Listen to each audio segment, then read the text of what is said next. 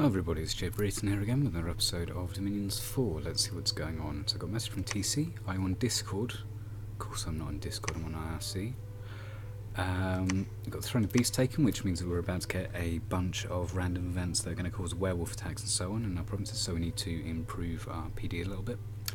Stinging Swamp, we took that easily. There's almost nothing there, which is good. Hynaf, we found out it was about a 50 deer tribe, mainly warriors. These guys are manageable, so we'll go into that at some point. And Kailasa, got some extra dominion. It's not terribly helpful, but hey, it's all good. Bonelands, this is bad, but so it's by the by. And we've got a free Skull Mentor, which is an extra, I think, 18 research per turn, which is very nice. 12 filthy brigands and troublemakers, very good. So that'll be over in this province, I would assume. We've got some Eopata and Hydras, or Hydras, whichever you prefer. So hopefully he's a moron, and poisons all his own stuff. But you just never know with people. Right, let's take this. Let's just push straight on, try and take out the wolf tribe. Probably wait for one more turn's recruitment here. 20 archers is going to be enough to take this province of horse tribe. There's about double that number of horse tribes still left in it. Let's get the yogi going down here. Smarter than the average monkey. And what are we going to do here? Probably build a palisades. It's the kind of thing that I think I would pick as a gambit. Right, let's go for that.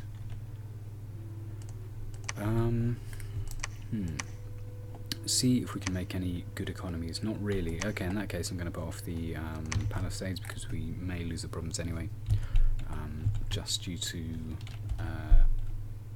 the overall situation with the hydras and so on.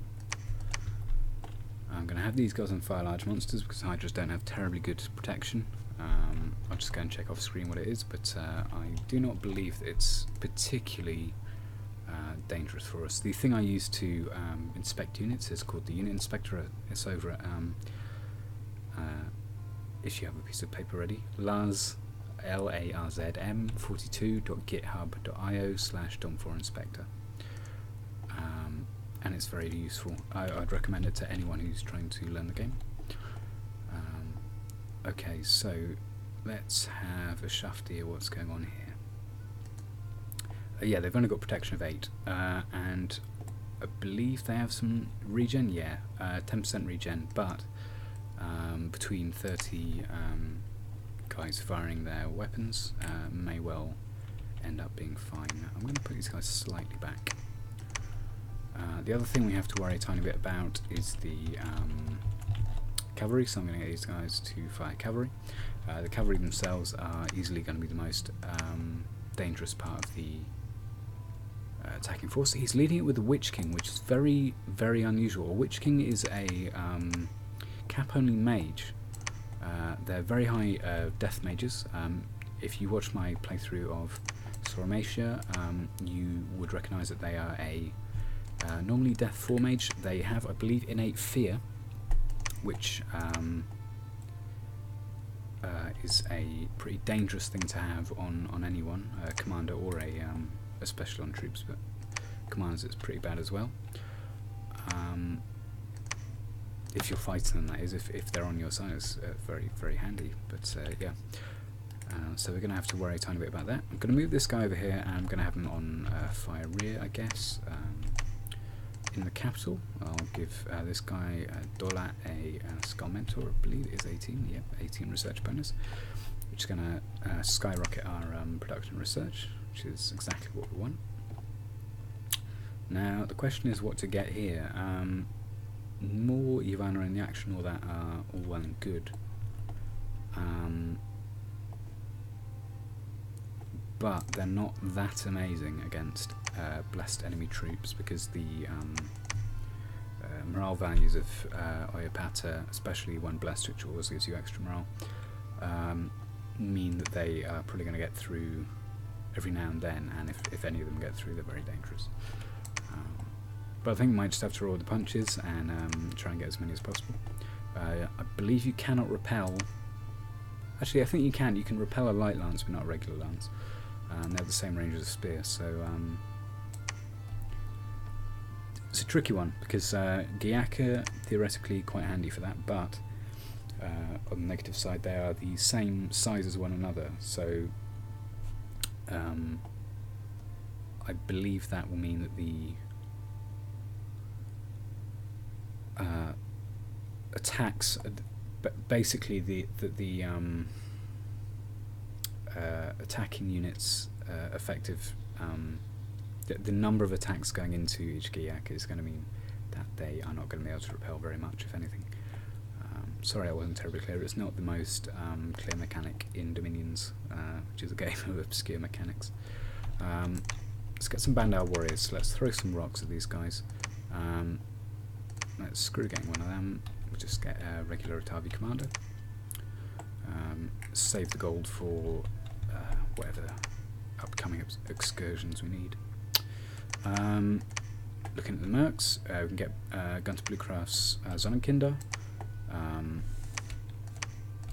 Let's hire some of them. Yeah, this guy is already going in, so let's get him on doing some blessing of our troops. It's a little bit hazardous, but just because it means that the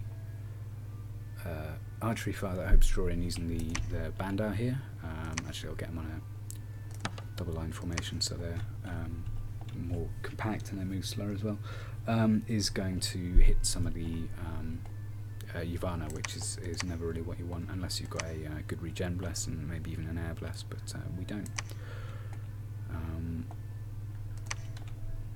So good. Bluncrafts, Sonnenkinder are coming here. I'll probably expand with them into Pania, be well worth having. This province here, we'll just keep patrolling it. If nothing else, the aim is to make taking this back as bloody as possible for the guys who want to take it. Let's see if we can cast anything that would help.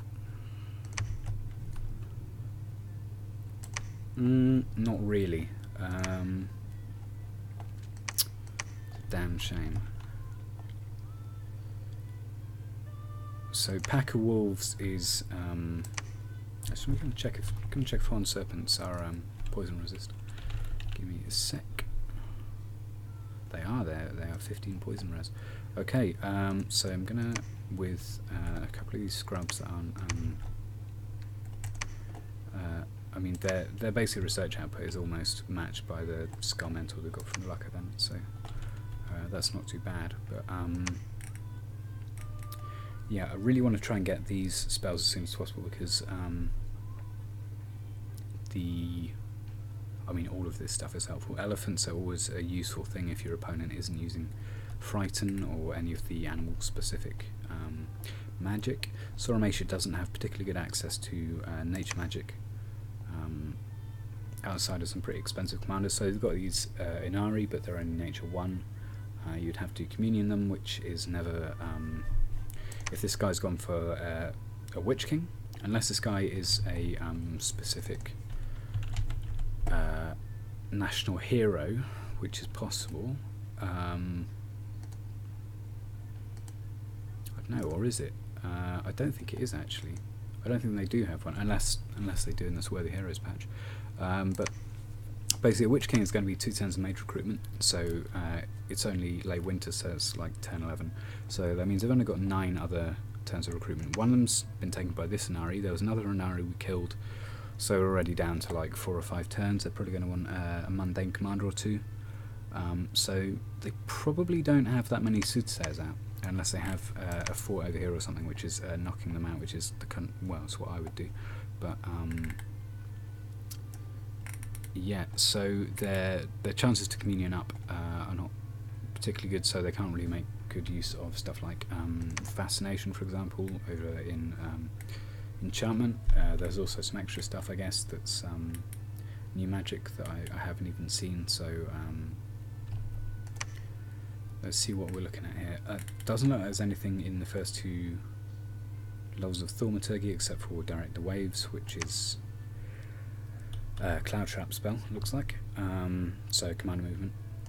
An alteration. What the hell is Cat's Fortune? Okay, so it's Twist Fate for animals. That's cool.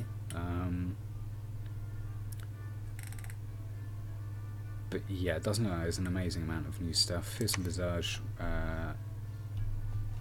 is presumably quite useful for Witch Kings. I believe they have innate death and nature magic, or certainly they can get nature magic. And if one of them was using that, they'd have like fear. We're talking in the early teens, I would guess, which is a really big area, and against a faction with quite bad morale, or most of the stuff is actually quite a threatening thing to have to deal with. But yes, these problems over here. High NAF I really need to take pretty soon, just because the income's good, and at the end of the day our income at the moment is 580 from what, 10 or so provinces, 11 provinces. That's pretty low. It's pretty uncompetitive, frankly. So we need to do something about that. This guy, I guess, okay, it's for some archers. Let's get the archers going as well. On fire archers, or fire monsters, actually. There's got to be a better setup than this. Anyway, this will do. Sudden hold. If in doubt, do this set of orders, hold control on 1, and then any commanders, basic commanders, just go mash 1 on them, and they will do their best to try and stay out of the way of your stuff. Unless you've got something really specific that you want them to do, this is about the best you can normally hope for.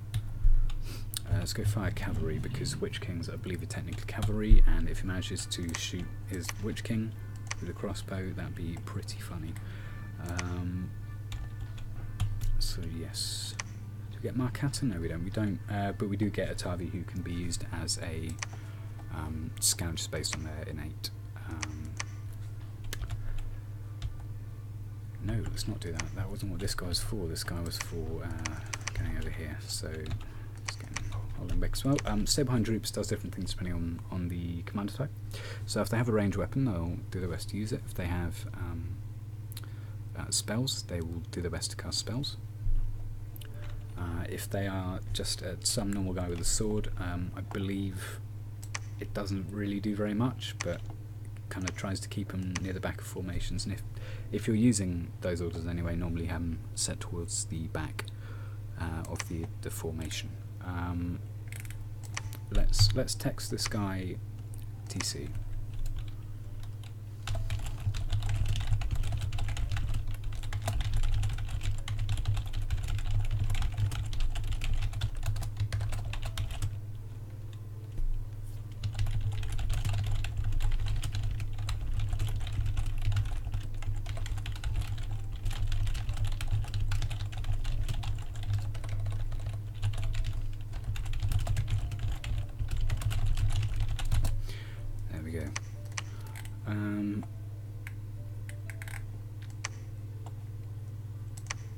Yes, so plans going forwards. Try and take this, or as much of it as possible, to establish a foothold. The map, I believe, is designed for 14 players, but the person running the game ran it with only 10. So I would assume that this is absolutely lousy with Atlanteans at the moment. This throne, which is a sea throne. Sea thrones are often very, very lightly defended relative to how they would be on land. For example, even a level 3 throne underwater typically has just oodles of garbage in it, so it's got like Atlantean militia and shamblers or whatever else, rather than on land where it'd be full of, watchers. You'd have some fire snakes, you'd have like what are even called spring hawks, that kind of stuff, like really nasty stuff, and pretender chassis that can really screw up your armies with stuff like rain stones, or casting life after death for their own side, or whatever else, which I think is quite I kind of prefer that, because if nothing else it gives newer players a really visible example of what high level Dominion's magic can actually do, in a way that the Underwater Thrones, where they're just casting like Water Strike or whatever, or sometimes Friendly Currents, wow. That stuff doesn't really matter, but when it's like Rain of Stones on your army that you set up in a big communion, and you're like kind of gutted that you ran a communion into it, you're like, yeah, that's what happens in Dominions. You just got to suck it up sometimes. But all that aside, so I'm thinking the Throne of Beasts being taken means we're going to have some attacks on the way. If one of these, the Throne of Splendor, this is a danger. Whoever gets this is going to be one to watch, because almost all EA nations have a decent sacred unit that can certainly make good use of ore, or in my case, additional ore. The High Throne is just like a Dominion one. In fact, I'll go through them all. So the Throne of Pantocrator is just loads and loads of spreading Dominion, and the Dominion Conflict bonus is basically a stat bonus when fighting inside your own Dominion to your own troops. Throne of the Sun, all this stuff is handy really. For us at least, it's very good.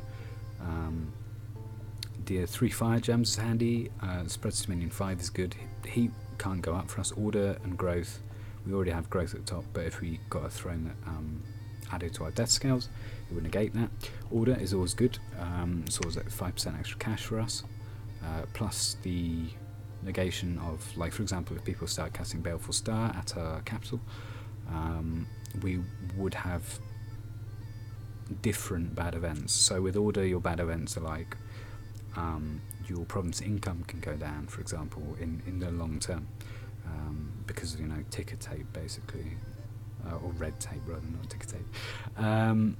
Whereas with like Turmoil and Misfortune, you're talking like civil wars that kill off half the population. And in the EA game, where capitals are really quite vital to your economy, that is a very difficult one to recover from properly. The High Throne just spreads Dominion. Throne of Gaia is another one that is renowned for the really shitty events that it causes, where all kinds of like Vineman and stuff just go on a rampage. The Golden Throne is just like a good throne. The Dominion is good. The 200 gold per turn is very good.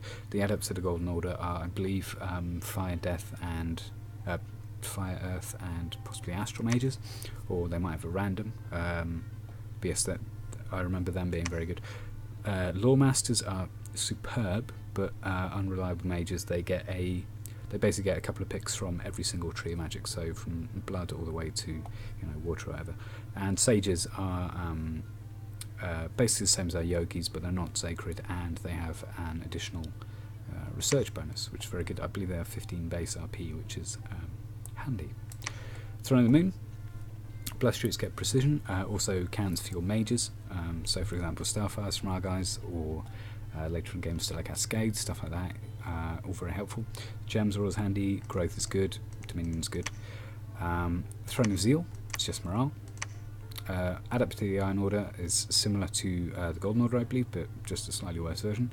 100 res is always good, because normally you would fort your throne provinces anyway, so having additional res is excellent. Throne of Fire, these Adepts of Paraphlegeton are, I believe, F3 mages, so yeah, that's good. Attack skill +3, amazing, and fire ritual range, which is good. It synergizes well with the mages you can accrue from it. Stars is just minor stuff. Astral ritual range is always nice, but astral rituals tend to have a high innate ritual range compared to, say, air magic, which is really its closest competitor in terms of mobility and remote attacks and so on that you get. There are also a couple of things which can improve your astral ritual range, just in terms of items you can forge. I believe there's a one-handed thing, I forget the name of, possibly I don't think it's a spell focus, but anyway, one of those, which gives you at least one extra astral ritual range, which is normally makes teleport stuff more or less global, just because of how maps are usually kind of laid out. Throne stability is an MR one, which is good. Brass throne is just like a handy throne to have, extra gold, so it's nice. Beasts we've already gone through. Animal law is very, very powerful against us. It's not so good against most guys though. This makes him invading a little bit dangerous, but on the other hand we can also lean on our celestials, which aren't animals, so shouldn't be too bad. Throne of Pestilence, once this is claimed, as well as giving you a Dominion Death and producing death gems, causes a worldwide event that makes that I believe at the very least has a risk of diseasing a lot of your commanders and reducing population, but I might be wrong in that. And then the Throne of Flames is just a fire resist and gem production one. But yes, so all of these thrones are very good. It's usually kind of easy to tell which the higher level ones are, because the throne defense, at least on land, is much stronger. So say medium range, I guess this is going to be a level 1 throne. Same actually goes for this one. If it's not level 1, it's only level 2. It had a couple of mages in it, but it wasn't like super threatening. If it's level 3, there is usually a titan in the province, and the defenders can be stuff like well, all kinds of stuff, but often like fire snakes and so on, and watchers are probably the most onerous to deal with. Is a combination of watchers and a monolith, just because they are really hard to crack with without really quite major support from mages, and watchers have a very strong lightning attack that you can't really build enough resistance to through lightning resist type spells to ever really negate, unless you are on a faction like Kailasa, which has high innate lightning resist, but at the same time usually has kind of inadequate ways of dealing with stuff like watchers, because their troops aren't super high damage. They're pretty good, but they're not super high damage. Anyway, that was quite a long rant. So I think I'll leave it there, but thank you very much for watching. I've been jBrereton, and goodbye.